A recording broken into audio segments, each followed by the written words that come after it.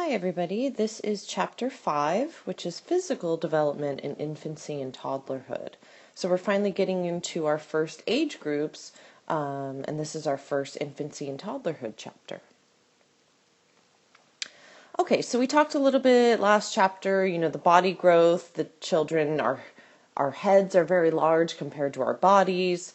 But growth also happens a lot, so the ligaments aren't firmly attached to the bones, and the body is equipped to withstand a lot of growth during this infancy and toddlerhood period. So sleep patterns, we have to kind of move children to an adult-like schedule within the first year, because again, infants are going to sleep when they need to sleep, so we try to get them on our own schedule within that first year of life.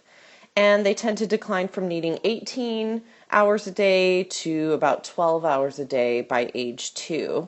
And that's where you kind of alter, how long of a nap should they take? How long should they sleep in the evening? And they find that waking during the night often increases between the age of 1.5 and 2 years, and then it declines. And again, it's kind of changes going through the body, the child becoming used to their own schedule and things like that. And again, it's a learning curve.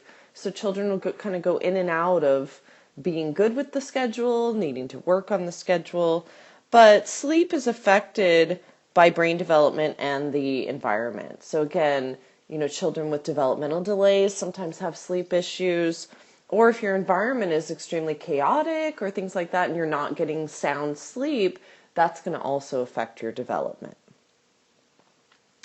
Now, cultural variations, I believe you're asked a question like this in your My Virtual Child questions, but co-sleeping, which is sleeping in the same bed as your infant, is the norm for about 90% of the world's population.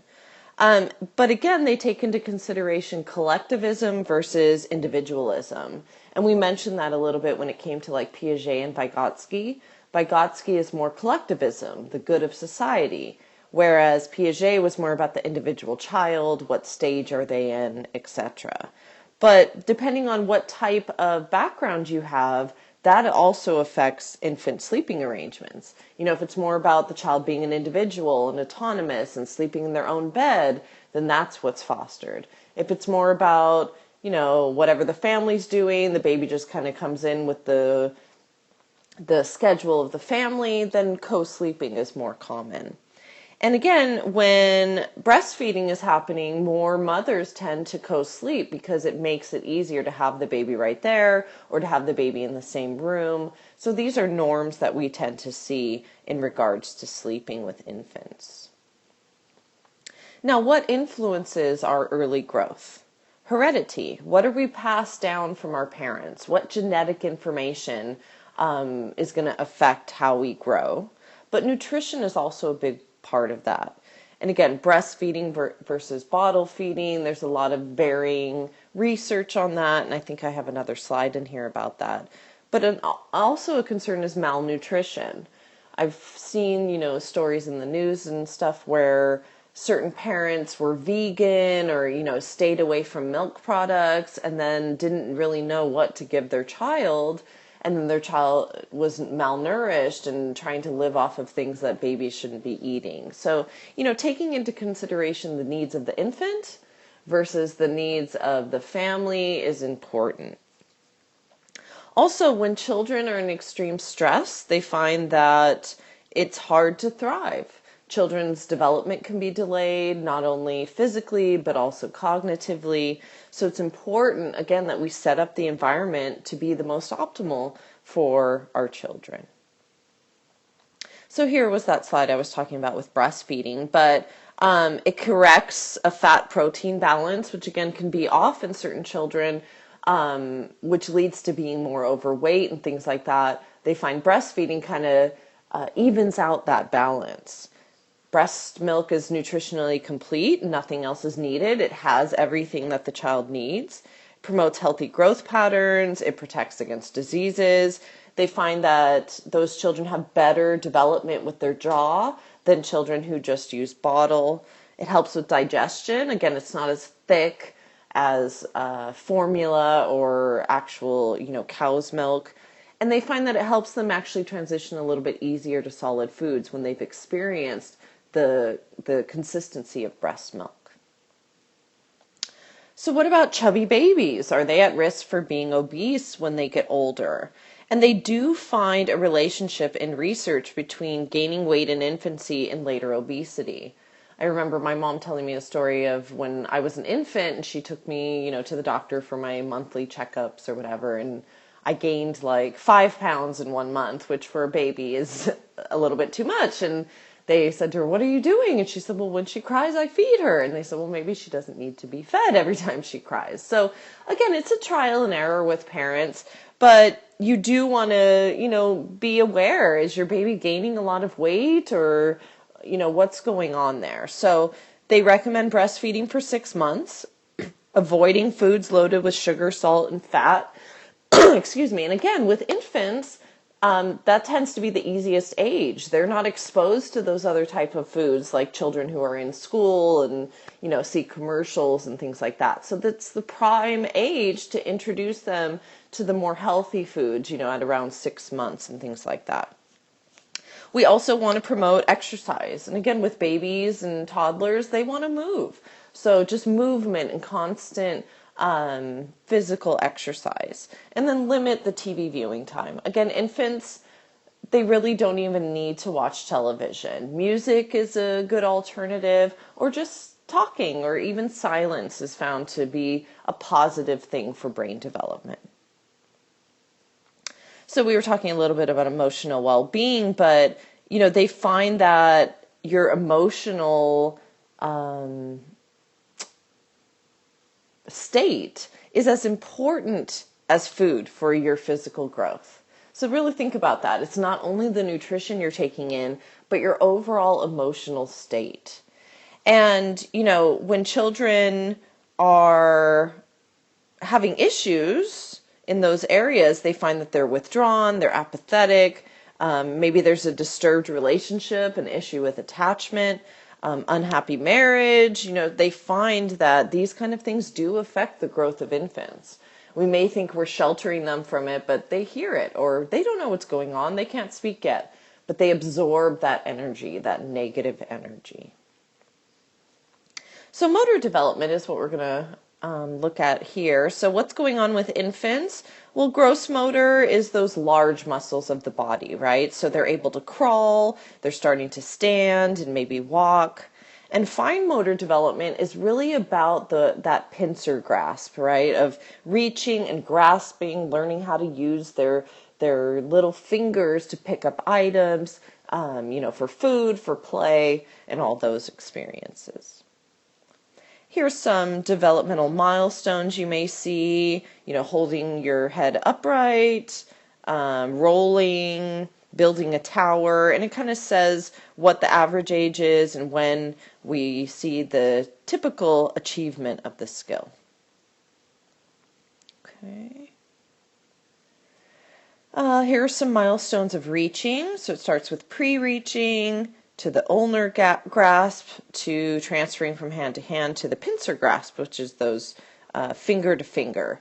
The ulnar grasp is from fingers to palm. So toilet training, or toilet learning as we call it now, it's best delayed, they find, usually until after the 2nd birthday, but some children show desire to start a little bit earlier. But it's really about routine.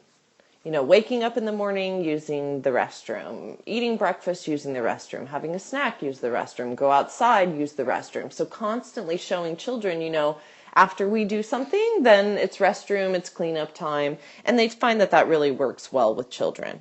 Gentle encouragement and praising them. And again, we don't always have to give them items. It can just be a happy song, a high five, or some encouraging words. So now we're going to look at brain development. So neurons are being developed within our brain, and before we're even born. So we have 100 to 200 billion neurons in our brains when we're born as infants. Now, what do those neurons do? They store our information and they transmit it to other neurons. So when I am starting to speak like I am now, my brain is sending a message through my neurons to produce my speech. Well, how does it pass the message? It goes through something called a synapse, and that's a tiny gap or space between the neurons. And there is no actual touching going on. It's a space called a synapse, and I'm going to show you a picture here in a minute. So neurotransmitters or chemicals send the message from one neuron to the other, and it crosses that synapse. So here's a little picture. Notice the synapse, it's not touching. And here's a better picture. So one neuron connects to the other by the synapse, as we see here. And these are neurotransmitters. That's the message that's being passed from one neuron to the next neuron. So why? Why are these messages being passed? Again, the way that we do things is from our neurons. Our neurons send all the messages for us to walk, talk, blink, breathe. All of it's going through our neurons. Now, they need to be stimulated in order to survive. So I mentioned we have 100 to 200 billion of them when we're born. But immediately they start to die off. If they're not used, they die away. So we need to stimulate those neurons. We need to give them input from the environment. So think about what kind of input do we as humans provide from our environment? Touch, speaking, play, all that interaction with the child actually stimulates their neurons and helps them to form new neurons that they'll need later on in life to do things, in adolescence. So something called synaptic pruning is when the neurons that have not been used or have not been stimulated lose their connections or lose their synapse. So I kind of think of it like pruning, like apple pruning. You go and pick the apples off the tree. Synaptic pruning is removing those connections that haven't been used and they don't think will be used. But again, these neurons and these synapses can support future development, so we need them. And naturally, 40% of them will die off just from getting older.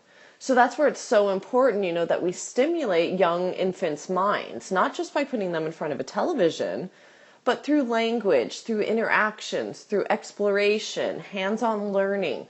All of that fosters those connections they need later on in life.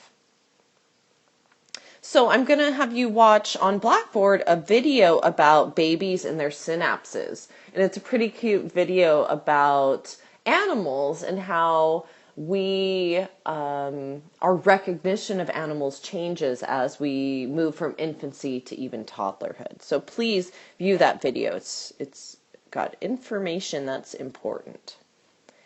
So sensitive and critical periods regarding brain development. A sensitive period is kind of like a severe time of possible damage or loss if we don't develop certain things. And critical period can be seen as the same way of if you don't learn during a certain time, you're never going to be able to learn it. So they did these animal studies on 1-month-old kittens. So they're babies, they're developing, and they would put them in a dark room for 3 to 4 days.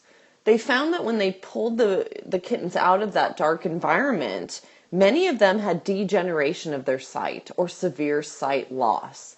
Again, because they weren't exposed to light, their brain started to synaptically prune those connections needed for sight. So when those kittens came out, that sensitive period of developing their sight had been altered by being withdrawn from that experience.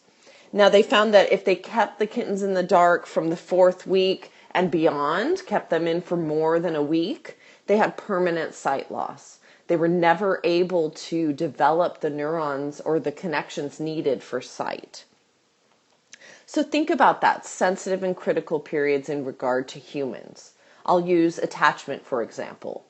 Attachment is learned during is developed during the first 2 years of life.